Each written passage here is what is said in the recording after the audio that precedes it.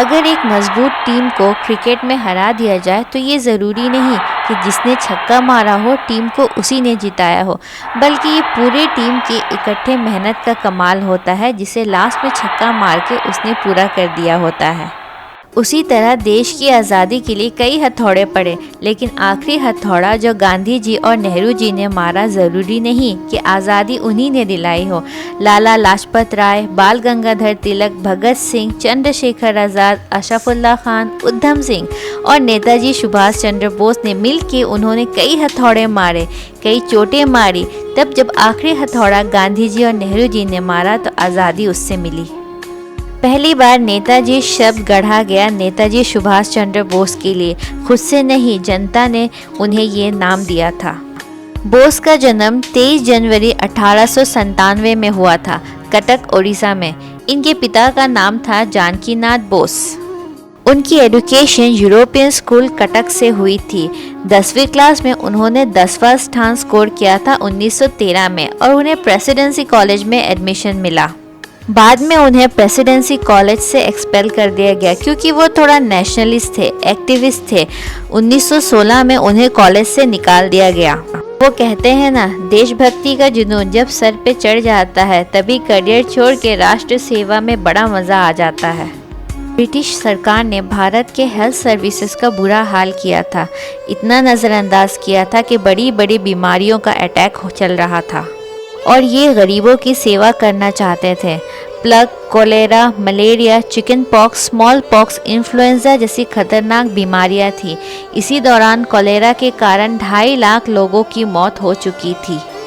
कई बार कोलेरा लौट लौट के वापस आ रहा था। चारों तरफ महामारी आ चुकी थी, बुरा हाल था। लाशें ऐसी बिखरी थी जैसे मक्खियाँ भिन भिना रही हो।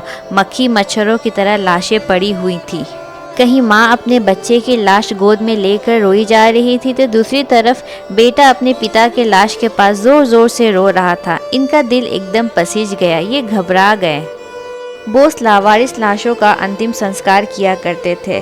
बोस सहमे पड़े थे। वहीं उन्होंने प्रण लिया कि मैं सब चीज़ों को ठीक करूँगा और भारत को सपनों का भारत बनाऊँगा। ये जो समय था ये इनके कॉलेज का समय था जब ये समाज सेवा किया करते थे। तो इनकी ज़िंदगी के 2 हिस्से बनते हैं। पहला ये हिस्सा था जो वो समाज सेवा किया करते थे और दूसरा हिस्सा जिसे हम स्पिरिचुअल सर्विट्यूड, बाद में आप कह सकते हैं कि सोशल एटीट्यूड भी कहा जा सकता है। समाज सेवा के दौरान भी इन्हें लीडरशिप को देखते हुए उन्हें स्टूडेंट काउंसिल का हेड बना दिया गया। वहाँ कॉलेज में एक इंग्लिश के प्रोफेसर हुआ करते थे, प्रोफेसर ओम, जो हिंदी स्टूडेंट्स से बहुत दुर्व्यवहार किया करते थे। भारतीय स्टूडेंट्स को बिना बात पे वो पीट दिया करते थे। जब ये बात नेताजी के पास गई तो वो प्रिंसिपल के पास गए कंप्लेन करने को और बोले प्रोफेसर को बोलो माफ़ी मांगने को, माफ़ी मांगनी ही पड़ेगी। प्रिंसिपल ने बोला क्यों माफ़ी मंगवा रहे हो, डिपार्टमेंट हेड है, कोई बात नहीं, ऐसा होता रहता है। नेताजी ने कहा मैं स्ट्राइक करूँगा। उनकी ये धमकी कुछ काम ना आई, फिर उन्होंने स्ट्राइक करी। जब उन्होंने स्ट्राइक की तो बात न्यूज़पेपर में आ गई। जब न्यूज़पेपर में आ गई तो उन्हें आकर माफ़ी मांगनी ही पड़ी। लेकिन मिस्टर ओ फिर भी नहीं सुधरे। कई बार और उन्होंने बच्चों को पीट दिया और इस बार जब उन्होंने पीटा तब बच्चों ने उल्टा उन्हें ही पीट डाला। जब ये बात प्रिंसिपल तक पहुंची तो प्रिंसिपल ने नेताजी को बुलवाया और कहा कि आपने पीठ पीछे वार किया है। नेताजी बोले नहीं, मैंने पीठ पीछे नहीं, सामने से वार किया है। कायर नहीं है हम। इस चक्कर में उन्हें कॉलेज से निकाल भी दिया जाता है। फिर उस कमीशन बनाई गई। कमीशन में कहा गया कि इन्हें एक मौका और दिया जाता है यहाँ माफ़ी मांगने की, लेकिन वो वहाँ भी माफ़ी नहीं मांगते हैं। उन्होंने कहा गलत के आगे झुकना नहीं और सही से मुंह मोड़ना नहीं है। कमीशन नाराज़ हो जाता है और कॉलेज से उन्हें निकाल दिया जाता है। इस घटना से आता है उनके जीवन में बदलाव। वो पॉलिटिकल करियर को बिल्ड करते हैं। उनका मानना था कि सबसे बड़ा अपराध ये नहीं कि अपराध करना, अन्याय को सहना उससे भी बड़ा अपराध है और न्याय से समझौता करना। वो कॉलेज से निकाल दिए गए थे। उनके पिता एक बैरिस्टर थे। उन्होंने उनको बुलाया और बोला बेटा सुभाष, जो हो गया सो हो गया, अब एक काम करो, तुम ICS यानी इंडियन सिविल सर्विस की तैयारी करो। 4 साल की तैयारी लगती है और उस समय ये तैयारी इंडिया में नहीं होती थी, बल्कि उसके लिए लंदन जाना पड़ता था। और 4 साल के लिए उन्हें लंदन भेज दिया गया। लेकिन वो इतने ज़्यादा बुद्धिमान थे, इतने इंटेलिजेंट थे कि उन्होंने 4 साल की तैयारी 7 महीने में ख़त्म कर ली और रैंक होल्डर भी रहे। उन्हें 4th रैंक मिला था। उन्होंने अंग्रेज़ों को पीछे छोड़ दिया था। नेताजी जब वहाँ रैंक होल्डर बन गए तो उनके मन में ये ख्याल आया कि देश लूट रहा है अंग्रेज़ों के हाथ में और मैं उन्हीं की ग़ुलामी करूँ ICS में आके। 1921 में उन्होंने ICS की नौकरी को छोड़ दिया और ये इंसिडेंट आग की तरह फैल गई। अंग्रेज़ बड़ा हैरान हो गए क्योंकि ये पहले इंडियन थे जिन्होंने ICS की नौकरी को छोड़ दिया था। उन लोगों को विश्वास ही नहीं हो रहा था कि एक तो ये पहले इंडियन थे जिन्हें ये नौकरी मिली और उन्होंने छोड़ दिया, क्योंकि उस समय राष्ट्र प्रेम का शोला उनके दिल में घर कर गया था और उनको दुनिया की हर सुख फीकी नज़र आ रही थी। उन्होंने कहा, मेरा जन्म देश को लूटने के लिए नहीं, देश के लिए कुछ करने को हुआ है। तो लोग हैरान हो गए और लोग उनसे मिलना चाहते थे, उन्हें देखना चाहते थे, उनके विचारों को जानना चाहते थे कि कौन है वो इंसान जिसने मखमल के बिस्तर को छोड़ के कांटों भरी ज़मीन को चुना है देश सेवा के लिए। वापस जब ये पानी के रास्ते मुंबई आए तो हज़ारों लोग की भीड़ आ गई। हज़ारों लोग उन्हें देखने आए कि कौन है ये आदमी जो मुंबई में हज़ारों लोगों की भीड़ देखकर उन्हें एक बात समझ में आ गई कि छोटी सी ICS की नौकरी को लात मारने से इतने लोग ने विश्वास किया। अगर मैं मेहनत करूं तो पूरे देश को इकट्ठा कर सकता हूं। एज ए लीडर उनकी बड़ी थिंकिंग थी, दूर तक सोचते थे। महान लोगों की यही पहचान है कि वो प्रेजेंट सिचुएशन को देखते हुए फ्यूचर को भांप लेते हैं। 1928 के दौरान कांग्रेस एक मजबूत आंदोलन बन चुका था और सुभाष चंद्र बोस गांधी और नेहरू के साथ तो थे लेकिन उनकी सोच से प्रभावित नहीं थे। गांधी जी को वो सम्मान देते थे, अपना गुरु मानते थे। उस वक्त के वायसराय इरविन हुआ करते थे। उन्होंने गांधी जी को कन्विंस कर लिया डोमिनेंस स्टेटस के लिए। उन्होंने कहा कि ये भी एक फ्रीडम है, आपको अपना स्टेटस मिल जाएगा, आपको डोमिनेंस स्टेटस मिल गया, आप अपनी सरकार चलाओगे, अपने इलेक्शन करोगे। उन्होंने इस प्रस्ताव को कलकत्ता अधिवेशन में प्रस्तुत किया कि डोमिनेंस स्टेटस ले लिया जाए। ये बात सुभाष चंद्र बोस को पसंद नहीं आई क्योंकि उनको डोमिनेंस स्टेटस नहीं, कंप्लीट फ्रीडम चाहिए था। उन्होंने कहा, डोमिनेंस स्टेटस का मतलब है आप ऑटोनोमस कम्युनिटी तो हो जाओगे लेकिन चलाएगा ब्रिटिश सरकार, और पूर्ण स्वराज का मतलब है कंप्लीट इंडिपेंडेंस। सरकार अगर ब्रिटिश चलाएगी, हुकूमत अगर ब्रिटेन की रहेगी तो डोमिनेंस स्टेटस का क्या फ़ायदा होगा। सुभाष चंद्र बोस को सरकार चलाने और पॉलिसी बनाने का भी फ्रीडम चाहिए था। डोमिनेंस स्टेटस का मतलब होता है कि आप कोई भी डिसीजन, चाहे वो फॉरेन पॉलिसी पे हो, डिफेंस पे हो और कम्युनिकेशन पे हो, नहीं ले सकते हैं। तो फिर डोमिनेंस स्टेटस का क्या फ़ायदा हुआ। लेकिन अगर आप कंप्लीट फ्रीडम मिले तो आप कोई भी डिसीजन ले सकते हो।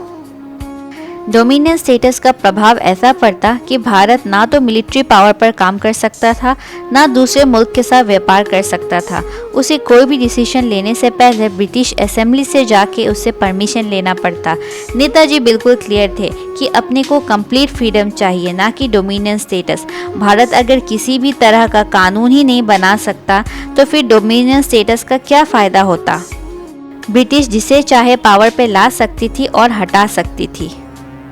नेताजी इतने बड़े इन्फ्लुएंसर थे कि उन्होंने गांधी और नेहरू दोनों को कन्विंस कर लिया था और नेक्स्ट ईयर कलकत्ता अधिवेशन 1930 में पूर्ण स्वराज के लिए, कंप्लीट फ्रीडम के लिए झंडा फहरा दिया गया और ऐलान कर दिया गया कि अपने को कंप्लीट इंडिपेंडेंस चाहिए, ना कि डोमिनेंस स्टेटस।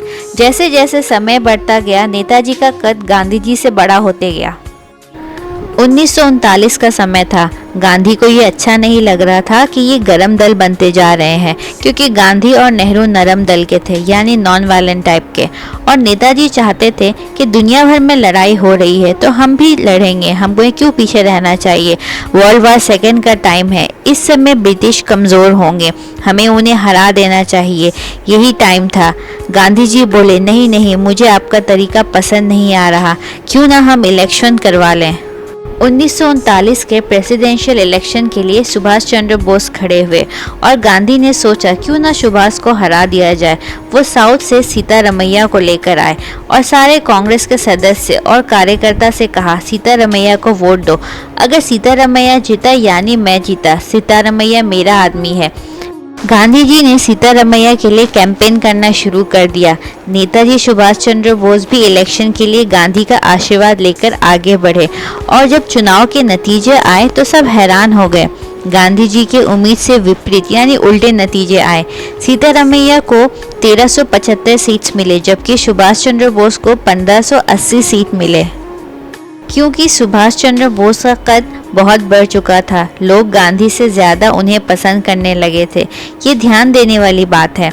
गांधी नाखुश हो चुके थे। उन्होंने कहा सीतारमैया की हार यानी मेरी हार। वो चाहते नहीं थे सुभाष चंद्र बोस जीते। सुभाष चंद्र बोस से उन्हें नाराज़गी नहीं थी, लेकिन दोनों की विचारधारा अलग होने के कारण गांधी उन्हें प्रेम तो करते थे लेकिन वो चाहते नहीं थे कि ये रहें। गांधी जी प्रेम से चलाना चाहते थे। गांधी ने कहा इस समय हमारा शत्रु समस्या के अंदर है, वर्ल्ड वार सेकेंड के अंदर है, हमें उसे और नहीं तंग करना चाहिए। सुभाष चंद्र बोस बोले ये क्या तरीका है, जब सारी दुनिया लड़ रही है तो आप क्यों नरमी बरत रहे हैं। जीत तो गए थे सुभाष चंद्र बोस, लेकिन गांधी ने उन पर प्रेशर डाला कि आप रिजाइन कर दो। एक सच्चे शिष्य एकलव्य की तरह अपने गुरु महात्मा गांधी के कहने पर उन्होंने त्यागपत्र दे दिया। रिज़ाइन देते वक्त सुभाष चंद्र बोस ने बोला मैं जानता हूं कि हमारे रास्ते अलग अलग हैं, लेकिन हमारा मकसद एक ही है। जब नेताजी ने रिज़ाइन दे दिया तो कांग्रेस उन्हें सपोर्ट नहीं कर रहा था। बार बार अंग्रेज़ उन्हें जेल में ले जाके डाल रहे थे और उन्हें बहुत तंग कर रहे थे।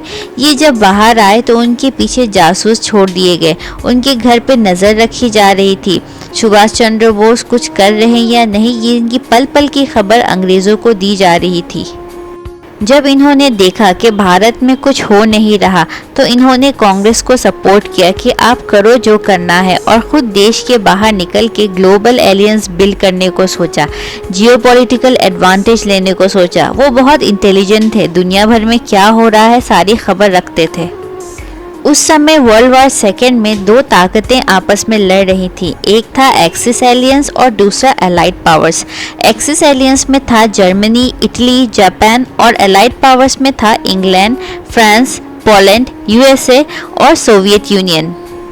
एक्सिस एलियंस वर्ल्ड वार 1 में भी हारे थे और वर्ल्ड वार सेकेंड में फिर साथ खड़े हो गए। नेताजी ने सोचा अगर ब्रिटेन को हराना है तो एक्सिस एलियंस से मदद लेनी पड़ेगी। सही मौका है, इस समय दुश्मन उलझा हुआ है, देश से बाहर निकलने का आसान तरीका है। उसके लिए उन्होंने प्लान बनाया। उन्होंने पहले सोवियत यूनियन पे ट्राई किया। उनका एक दोस्त था पेशावर में, मियाँ अकबर शाह, उसको उन्होंने टेलीग्राम लिखा और पेशावर से कोलकाता बुलाया कि आओ मेरी मदद करो। और अकबर शाह को बोला किसी तरह मुझे काबुल ले चलो, काबुल के रास्ते में रशिया जाऊंगा। उनके भतीजे शिशिर की मदद से उन्होंने गाड़ी ली, घर से जासूस से बचते बचाते गाड़ी तक पहुंचे। पिछले सीट के नीचे दब के छुप के वो निकले। उसने उन्हें कलकत्ता से धनबाद छोड़ा, धनबाद से काबुल और काबुल से मॉस्को जाना था। वहाँ उन्हें किसी की मदद नहीं मिली। सारे जुगाड़ लगा के सुभाष चंद्र बोस जर्मनी चले गए हिटलर से मिलने। हिटलर से उन्होंने अपॉइंटमेंट लेने की बहुत कोशिश की, बड़ी मुश्किल से उन्हें अपॉइंटमेंट मिली। जब ये जाकर ड्राइंग रूम में बैठे, अचानक हिटलर आया, हाथ आगे किया और कहा हेलो मैं हिटलर हूँ। सुभाष चंद्र बोस ने हाथ जोड़ा और कहा मेरा नाम सुभाष है, मैं भारत से आया हूँ और मैं आपसे नहीं हिटलर से मिलना चाहता हूँ। हिटलर हैरान हो जाता है और कहता है मैं ही तो हिटलर हूँ।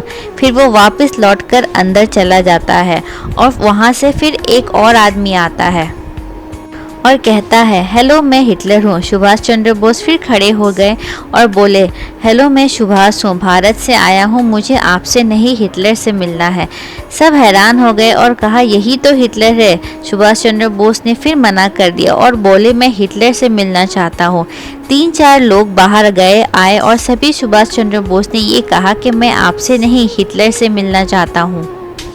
तो अंदर बैठा हिटलर हैरान हो जाता है। असल में हिटलर ने अपने 4-5 बहरूपे यानी डुप्लीकेट बना के रखे थे। उसे अपनी जान का खतरा रहता था और सुभाष चंद्र बोस हर बार नकली हिटलर को पहचान जाते थे। वो बहुत परेशान हुआ। उसके लिए ये पहली बार हुआ था कि किसी ने उसके स्वरूप पहचान लिए। हिटलर बाहर आया, सुभाष चंद्र बोस से कुछ दूर खड़े हो गया और पूछा बताइए क्या बात है और क्यों मिलना चाहते हैं।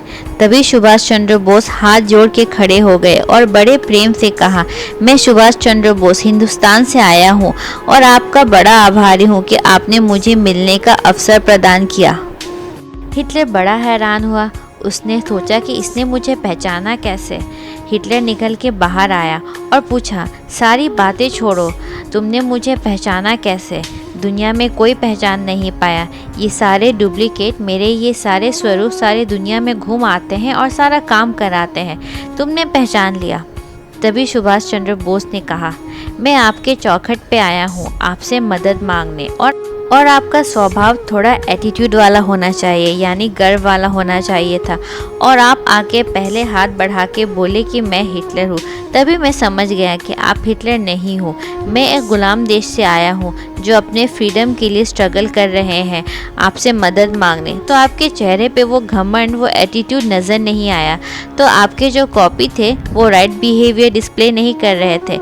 हिटलर चकरा गया, बोला, ऐसा इंटेलिजेंट आदमी कभी नहीं देखा। इसको बोलते हैं एक्यूरेट जजमेंट। और इसके बाद इस मुलाकात से हिटलर इतना प्रभावित हुआ कि उन्होंने जो युद्ध बंदी बना के रखे थे, प्रिजनर्स ऑफ वार, जो उन्होंने ब्रिटिश से जीते थे 4000 सोल्जर्स, और उसको उन्होंने रिलीज कर दिया। उसी सोल्जर्स से नेताजी ने आज़ाद हिंद फौज बनाया। हिटलर इनकी हेल्प की और कहा कि आप जितना चाहो तो आगे बढ़ो, भारत जर्मनी से बहुत दूर है और जापान हमारे साथ है। मैं जापान से बात करवा देता हूँ आपकी, जापान मदद करेगा, जापान हमारे साथ है। हिटलर ने प्लेन अरेंज कर दिया सुभाष चंद्र बोस को जापान भेजने के लिए। अंग्रेज़ों को पता लग गया था कि नेताजी जर्मनी में है। हिटलर ने इंतज़ाम करके नेताजी को एक पनडुब्बी दी जो पानी के अंदर और बाहर दोनों जा सकती थी। उससे उनको सुमात्रा आइलैंड भेजा गया जो इंडोनेशिया का आइलैंड है लेकिन जापान के कब्ज़े में था। सुमात्रा से वो टोक्यो पहुँचे। वहाँ वो जानते थे कि जापान एशिया के अंदर अपने एक आइडेंटिटी के लिए लड़ाई कर रहा है, तो जापान के पीएम को जाके इन्फ्लुएंस किया। जापान के पीएम को उन्होंने बोला कि देखिए सर, एशिया तो एशियाई लोगों का होना चाहिए, ये यूरोपियंस यहाँ क्या कर रहे हैं। हिदाकी तोजो को जो उनकी बात अच्छी लगी, फिर उन्होंने कहा कि आपके यहाँ भगवान बुद्ध हैं, हमारे यहाँ भी भगवान बुद्ध की पूजा की जाती है, उस लिहाज से हम भाई भाई हुए। जापान के पीएम हिदाकी तोजो उनके बातों से बहुत इम्प्रेस हुए और जापान के पार्लियामेंट में जाके अनाउंस कर दिया कि हम सुभाष चंद्र बोस को पूरा मदद करेंगे, तैयार करेंगे भारत की आज़ादी की लड़ाई में।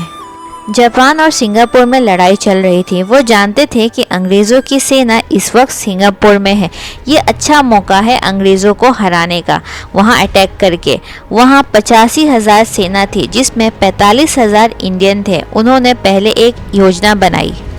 उन्होंने जापान को कहा कि जब तुम वहाँ हवाई जहाज़ से बॉम्ब फेंकोगे तो बॉम्ब के साथ साथ पर्चे भी फेंकना जिसमें हिंदी, तमिल और इंग्लिश में ये लिखा रहेगा कि तुम कब तक अंग्रेज़ बनकर अंग्रेज़ों की गुलामी करोगे। वहाँ जितने भी इंडियन सैनिक थे वो पर्चा पढ़ लेते थे। वहाँ पर उन लोगों में विद्रोह चालू हो गया। नेताजी की रणनीति जापानी पीएम के साथ मिलकर कामयाब हो गई। वहाँ पे उन्हें सफलता मिली। अब सिंगापुर जापान का हो गया था और इस सफलता के बाद जापानी पीएम भी उनसे खुश हो गए थे।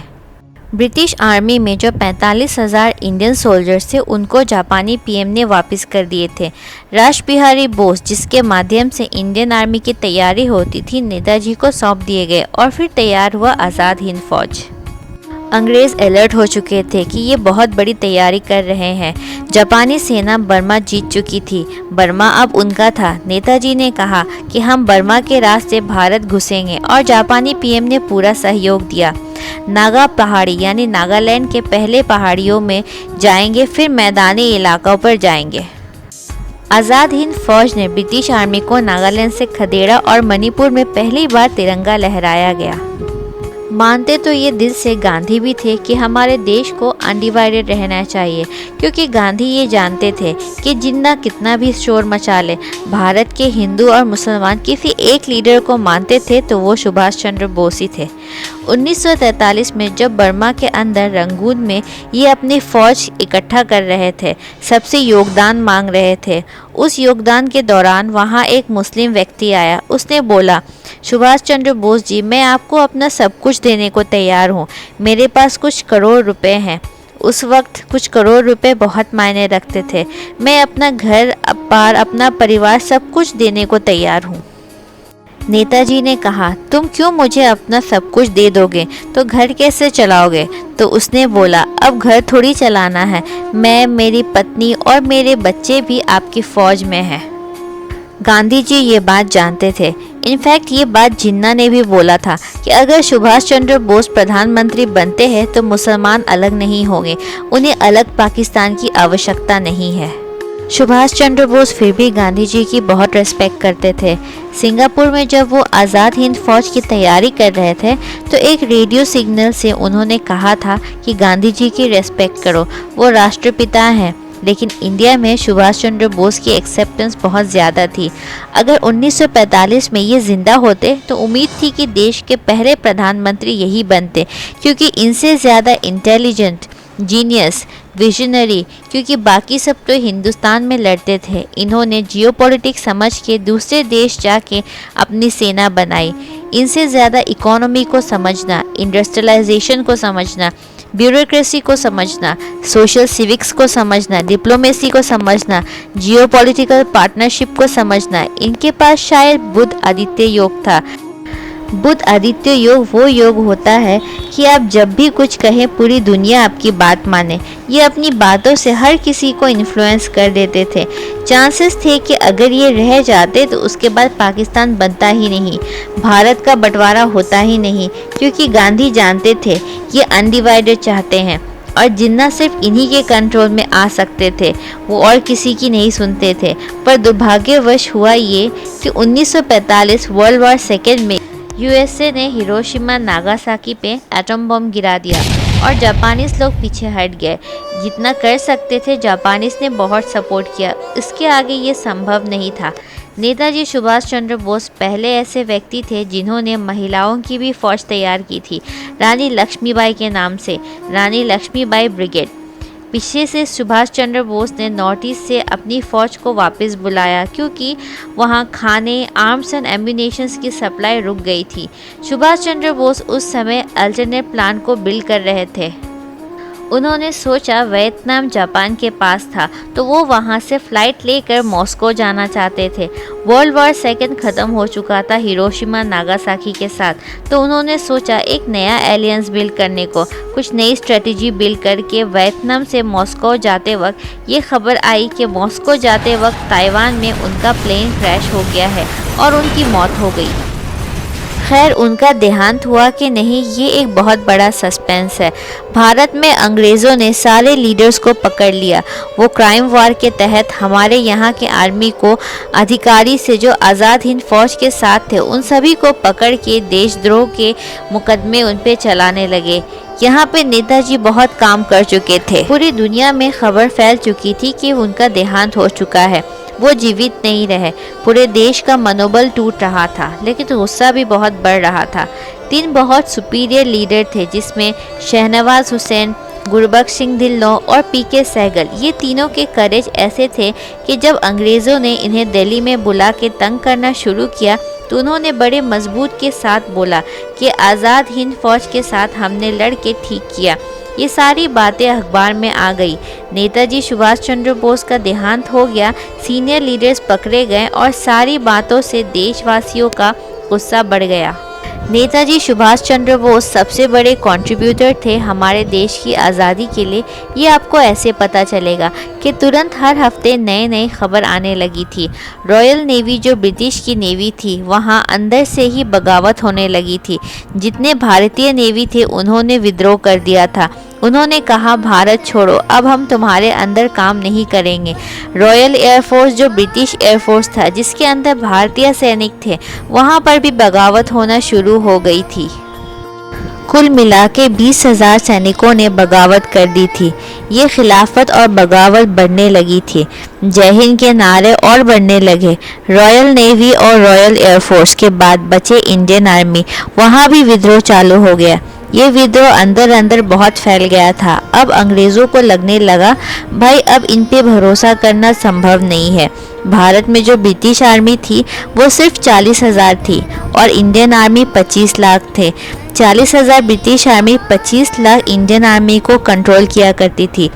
ब्रिटिश ऑफिसर्स ने ये मांग की इंग्लैंड से आर्मी को बुलवाने की, जो वर्ल्ड वॉर सेकेंड के बाद पॉसिबल नहीं था। तो उन्हें लगा इन 25 लाख सैनिकों को हम तनख्वाह भी दे रहे हैं और ये रिवॉल्व भी कर रहे हैं, तो उन्होंने डीकमीशन करना शुरू किया। इनको अब निकालो, सैलरी देना बंद करो। जब इन्हें डीकमीशन किया तो विद्रोह और बढ़ गया, क्योंकि उन्हें नौकरी से निकाला जा रहा था। जो अंदर बचे थे उन्होंने भी विद्रोह किया और बाहर आए उन्होंने भी विद्रोह किया। कई बार ये पूछा जाता है कि सुभाष चंद्र बोस ने क्या किया। पहले लोग कहते थे कि अगर कोई एक गाल पे थप्पड़ मारे तो दूसरा गाल भी बढ़ा दो। जहाँ तो पूरी सेना ने मिलकर इन्हें इतने थप्पड़ मारे कि उन्हें अब लग गया कि अब यहाँ नहीं रुक सकते, और सिचुएशन देखते हुए ब्रिटेन ने भारत को फ्रीडम देने की घोषणा कर दी। इस बात का सबूत यहाँ से मिलता है कि 1951 में जो प्राइम मिनिस्टर थे ब्रिटेन के, क्लेमेंट एटली, वो 1951 में भारत आए थे। तो उनसे पूछा गया कि आपने भारत क्यों छोड़ा जब सब कुछ आपके पक्ष में था। आपने वर्ल्ड वॉर 1 भी जीता और 2 भी जीता, फिर भारत क्यों छोड़ा। तब उन्होंने बताया कि भारतीय सेना का जो विद्रोह था उससे हम टूट चुके थे। हम सैलरी भी दे रहे थे, उनका कॉस्ट भी आ रहा था और वो रिवोल्ट भी कर रहे थे। दूसरी तरफ कहीं दोबारा आज़ाद हिंद फौज ना आ जाए फिर से।